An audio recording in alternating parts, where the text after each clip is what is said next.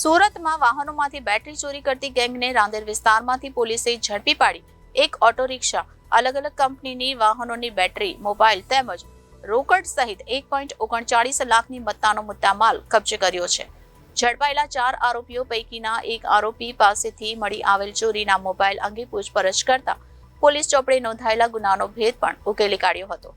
આમ રાંદેર પોલીસ ચોપડે નોંધાયેલા ઘરફોડ અને મોબાઈલ ચોરીના 2 ગુનાઓના ભેદ ઉકેલી કાઢવામાં પોલીસને સફળતા મળી હતી. પોલીસના હાથે ઝડપાયેલા આરોપીઓમાં એક શખ્સ ભંગારનો વેપારી હોવાનું બહાર આવ્યું છે.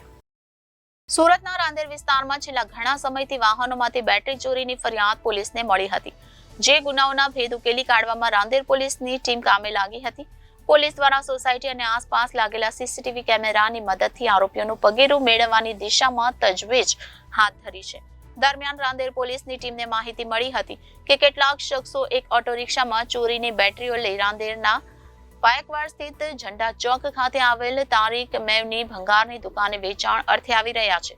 જે મુજબની માહિતીના આધારે રાંદેર પોલીસ દ્વારા વોચ ગોઠવી ઓટો રિક્ષામાં ચોરીની બેટરી લઈ આવેલા એઝાઝ ઉર્ફે ઇલિયાસ દભોયા અને શબ્બીર મુબારક પટેલને ઝડપી પાડ્યા છે. ઓટો રિક્ષાની તલાશી લેતા તેમાંથી 5 થી વધુ અલગ અલગ કંપનીઓની બેટરીઓ મળી આવી હતી. જે બેટરીઓ સુરતના રાંદેર વિસ્તારમાંથી અલગ અલગ વાહનોમાંથી ચોરી કર્યાની કબૂલાત કરી હતી. એટલું જ નહીં, પૂછપરછમાં ઓટો રિક્ષા હકીમદીન સૈયદ નામના શખ્સની હોવાનું બહાર આવ્યું હતું. જ્યાં ઓટો રિક્ષા ચાલક હકીમદીન સૈયદની પણ પોલીસે ધરપકડ કરી હતી.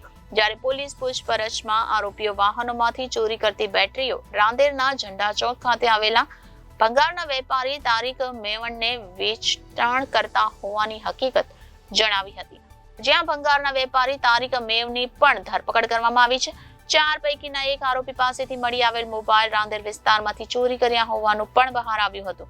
આમ રાંદેર પોલીસ ચોપડે નોંધાયેલા મોબાઈલ ચોરી અને ઘરફોડ ચોરીના 2 ગુનાઓના ભેદ ઉકેલી કાઢવામાં પોલીસને સફળતા મળી હતી.